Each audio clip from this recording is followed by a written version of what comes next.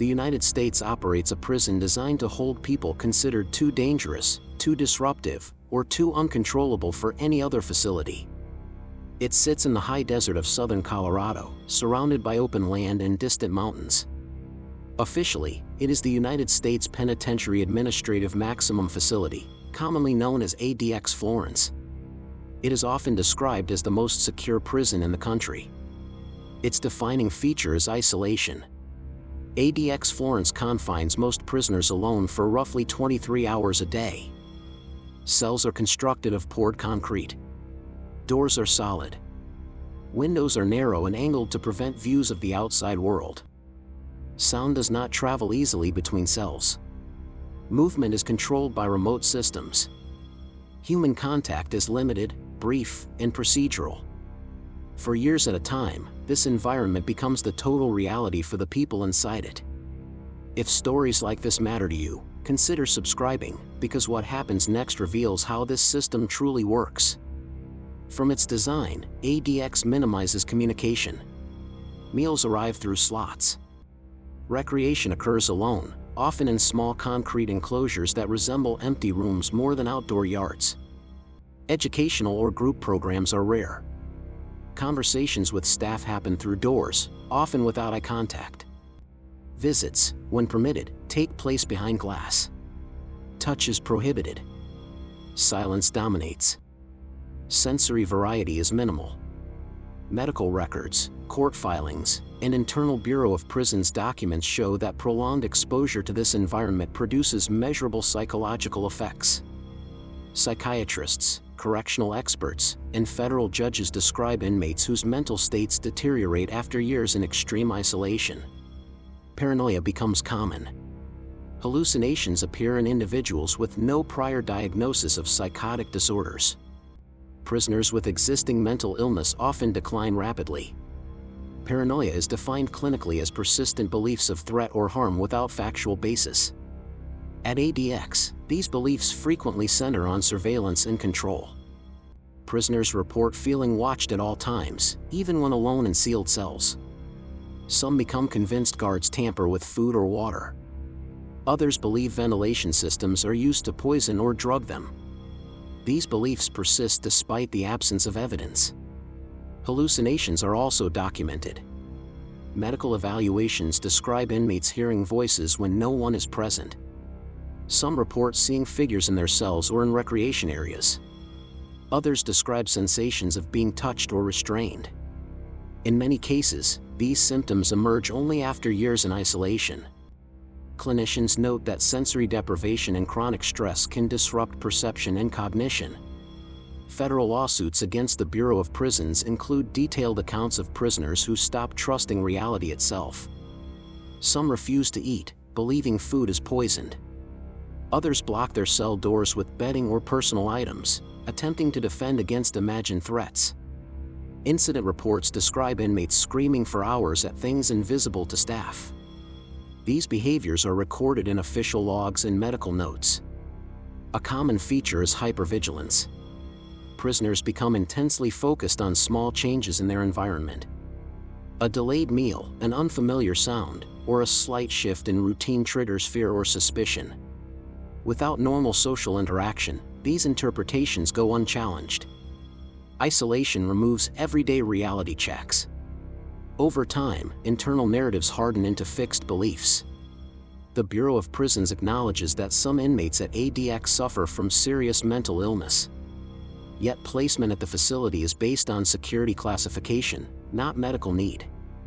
Once assigned, prisoners often remain for years.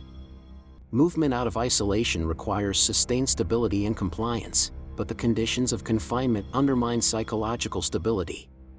Court records from the 2010s show that mental health care at ADX is frequently limited.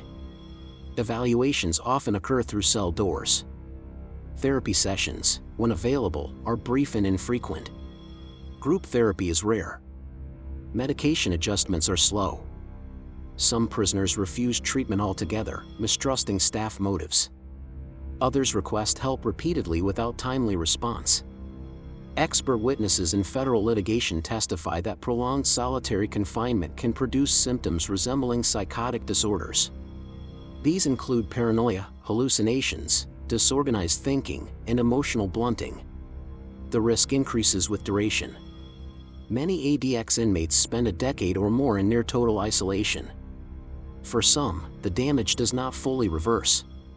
Judicial opinions reviewing ADX conditions emphasize that human beings are inherently social. Depriving them of meaningful interaction for extended periods alters brain function. Sensory input narrows.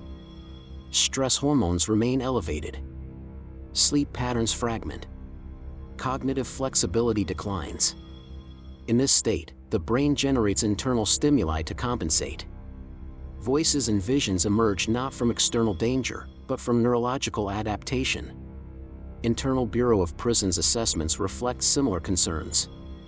Staff reports note higher rates of self-harm, erratic behavior, and non-compliance among long-term ADX prisoners. Isolation often escalates risk rather than reducing it. Guards report difficulty managing inmates who no longer respond predictably to commands. Control becomes increasingly mechanical. Paranoia also disrupts relationships beyond the prison. Some inmates refuse phone calls or visits, believing conversations are monitored or manipulated. Others accuse attorneys of working with the government. Families describe loved ones who no longer trust anyone. Letters become obsessive or fragmented. Communication deteriorates. A central contradiction emerges. ADX is built to control individuals deemed exceptionally dangerous. Yet evidence suggests the conditions actively destabilize mental health, increasing unpredictability. Lawsuits argue that this violates the Eighth Amendment ban on cruel and unusual punishment. The federal government maintains that security needs justify extreme measures. In response to litigation, courts order limited reforms. The Bureau of Prisons agrees to identify prisoners with serious mental illness and transfer some to medical facilities. Screening improves modestly. Mental health staffing increases.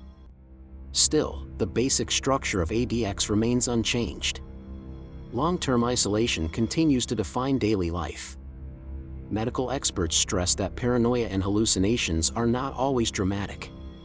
Often, symptoms appear quietly. A prisoner withdraws. He fixates on routine. He interprets neutral actions as hostile. Over time, fear shapes behavior.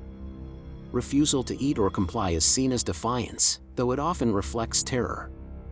Isolation also distorts the sense of time. Without social markers, days blur together. Prisoners lose track of weeks and months. Some struggle to remember events or form coherent narratives. Temporal disorientation deepens paranoia. When reality feels unstable, imagined explanations gain strength. Former ADX inmates interviewed after release report lingering effects. Some continue to hear voices. Others struggle with noise, crowds, or conversation. Paranoia does not disappear immediately upon re-entry into society. Clinicians note that recovery from prolonged isolation can take years, if it occurs at all. The government emphasizes that ADX houses a small population relative to the entire federal system. Officials argue it is necessary for safety. Yet court data show that not all ADX prisoners are actively violent. Some are placed there for escape attempts, disruptive conduct, or alleged group affiliations. Mental illness often overlaps with these factors. Evidence presented in court reveals that a significant proportion of ADX inmates meet criteria for serious mental disorders. Critics argue the facility functions as a warehouse for psychological deterioration. Treatment becomes secondary to containment. Worsening symptoms then justify continued isolation, creating a self-reinforcing cycle. International human rights organizations monitor ADX closely. United Nations experts classify prolonged solitary confinement as potentially amounting to torture when it exceeds 15 days. ADX routinely exceeds this limit by years. U.S. officials reject this label, but the medical evidence continues to accumulate. Staff inside the prison face their own constraints. Guards operate in a highly controlled environment with limited human interaction. Procedures emphasize security over engagement.